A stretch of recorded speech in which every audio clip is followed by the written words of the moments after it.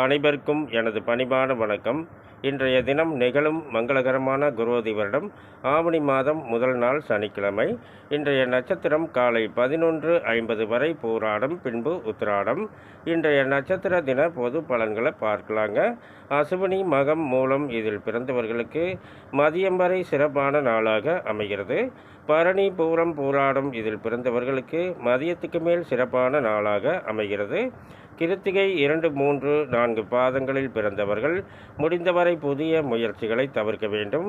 உத்திரம், உத்திராடம் இதில் பிறந்தவர்களுக்கு நாள் முழுவதும் சிறப்பான நாளாக அமைகிறது.